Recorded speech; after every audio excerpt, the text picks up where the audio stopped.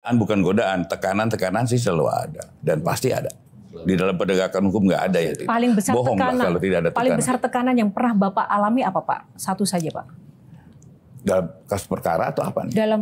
Selama sepanjang karir dalam perkara ya, menangani kasus. Kalau itu disuruh hentikan, itu adalah. Berarti ketika disuruh menghentikan tapi tidak kasus, seberapa saya lakukan. Ada ancaman dong Pak. Ancamannya pernah diancam seperti apa Pak? Pernah datang seorang militer ke sini. Katanya dia, kalau keluarga saya nggak dibebaskan, saya luluh lantahkan Kejaksaan Agung. Saya bilang silahkan aja. Ini gedung punya rakyat, punya negara. Kalau memang silahkan aja. Kemudian ada dalam penanganan perkara sawit pernah ada juga. Yang sawit yang lama ya. Ini di belakangnya bintang 3. Ya suruh datanglah ke sini. Saya mau ketemu orangnya. Tapi kan tetap saya sebagai manusia pasti aja ada rasa takut, pasti ada. Bohong kalau nggak ada rasa takut. Saya sebagai manusia pasti ada. Tapi insya Allah saya akan lalui. Saya sudah serahkan diri bahwa saya ini pengabdi dan pengabdian saya yang terakhir. Usia saya juga sudah tua. Itu tadi kalau dari sisi tekanan. Kalau dari sisi iming-iming Pak, iming-iming terbesar apa yang pernah disampaikan ke Bapak tapi Bapak tolak? Ada, tapi tidak langsung ke saya. Seperti apa itu Pak? Ada yang mau ngasih saya 2T. 2 triliun? Pernah mau dikasih 2 triliun untuk apa Pak itu Pak? Ya supaya perkaranya nggak jadi. Apa yang Bapak katakan saat itu? Bagaimana menolaknya? Saya bilang, nggak ada. Ini tetap harus berjalan. Gimana pun juga, ini adalah marwah. Marwah kejaksaan, juga marwah saya secara pribadi. Saya pantang untuk surut. Saya jadi tersentuh tadi Pak, dengan ucapan-ucapan Bapak. Tapi saya kalau boleh angkat Pak, satu aja yang belakangan ini terjadi. Ada anggapan publik yang menilai bahwa semua kasus yang hari-hari ini naik itu sebetulnya antara dua, bahwa mau mengganti para pemain korupsinya, atau yang kedua ingin menyerang lawan saja dalam hal ini. Nah, dalam hal ini kalau boleh mengambil satu contoh adalah misalnya kasusnya Pak Tom Lembong.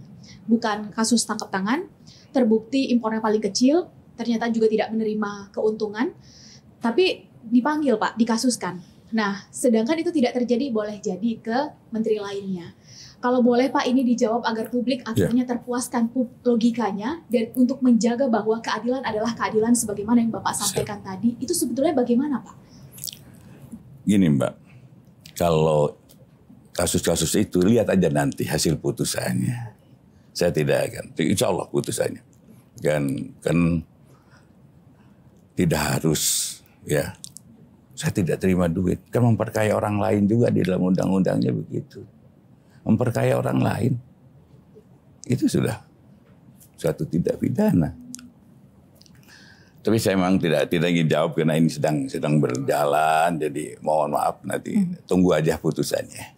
Kalau yang tadi pertanyaan Shirley di awal bahwa kasus-kasus besar ini pertanyaan publik sih Pak, ini antara memang hanya sekedar ingin mengganti posisi pelaku korupsinya saja, pemain lama diganti pemain baru, atau seperti apa sebenarnya? Kalau Pak? kami tidak punya pikiran itu, tetapi ada fakta, ya, kemudian kita buka, itu aja.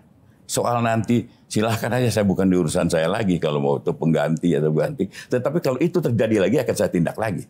Bapak seberani ini nih sebetulnya apa sih Pak yang ada di dalam prinsip Bapak dalam menjalankan keadilan ini kayak gimana sih Pak?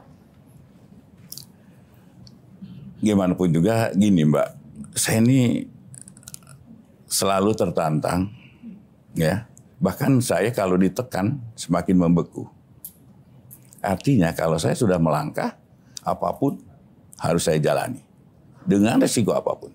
Jadi begini, begitu saya dilantik, saya kumpulkan saudara-saudara, termasuk TB Hasanuddin, saya kumpulkan. Kalau kalian melakukan perbuatan, ya, pidana apapun, apalagi korupsi, saya tidak akan peduli siapa kalian saudara-saudaraku juga. Saya mau mengutip tulisan Bapak di Instagram, Pak. Jaksa yang hebat tidak lahir dari kemudahan, kesenangan, dan kenyamanan, tetapi dibentuk dari kesulitan, tantangan, dan air mata. Puitis sekali ini, Kang Maman juga kalah nih. Nah, pertanyaan saya, kapan Bapak berlinang air mata karena pekerjaan Bapak sebagai jaksa? Terakhir Bapak berlinang air mata karena pekerjaan itu kapan, Pak? Boleh cerita nggak, Pak? Ya, kalau gagal saya menuntut itu saya berlinang air mata. Terakhir ya kasusnya Asabri. Keluarga di rumah gimana, Pak? Melihat Bapak nangis, banyak tekanan di luar. Ya nangsnya nggak dilihatin teman-teman. Nanti anak-anak jadi enggak. Jadi dalam artian begini, Mas. Anak-anak yang saya khawatirkan adalah dengan adanya kalau anak-anak itu terus kesannya gini dengan framing ini, yang selalu saya khawatirkan adalah anak-anak percaya enggak sih? Itu yang saya khawatirkan. Saya dengan tekanan apapun saya enggak ada masalah. Dan ancaman yang pernah saya terima paling sadis adalah ketika saya tugas di Aceh, begitu saya turun dari pesawat, ya itu ada dulu bukan WA SMS masuk. Selamat datang saudara Sanitiar Burhanuddin di Kota Raja. Dan saya minta 1 kali 24 jam, dua kali 24 jam, saudara untuk meninggalkan Kota Raja. Itu ancaman dari GAM dulu. Dan saya, apa yang saya katakan pada pimpinan saya, sama. Saya pantang untuk surut. Seminggu sebelum Lebaran, sebelum puasa, saya ke Pambusuang, Sulawesi Barat. Di sana semua orang mengagumi tokohnya, Baharudin Lopa namanya. Siap. Hari ini Burhanuddin. Apakah Kejaksaan Agung harus dipimpin oleh orang dengan nama B? Dalam artian benar banget, berani banget. Plus ada arti di belakangnya, din itu. Baharudin Lopa, cahaya agama. Burhanuddin, sinaran agama. Berani tapi berbasis agama seperti yang disebutkan waktu di Deddy Corbuzier. Backup saya Allah. Berarti udah gak punya rasa takut sama sekali. Siap. Kang Man, saya tuh lahir di kota kecil yang agamis. Mungkin kalau saya tuh lahir di Talaga, Kabupaten Majalengka. Majalengka ke rumah saya itu ke Talaga itu 28 kilo. Saya hidup di lingkungan yang agamis dan selalu sesuatu orang tua selalu yang baik lakukan, yang tidak kau lepaskan. Dan selalu itu. Dan apa yang menjadi pilihan saya ingin, apa yang saya baik, yang anggap saya baik. Saya tidak menganggap orang lain saya itu, oh benar saya itu jadi tokoh, enggak juga Mas. Saya hanya ingin menjadi orang baik dan berguna bagi orang lain. Baik, tepuk tangan untuk Pak Burhanuddin.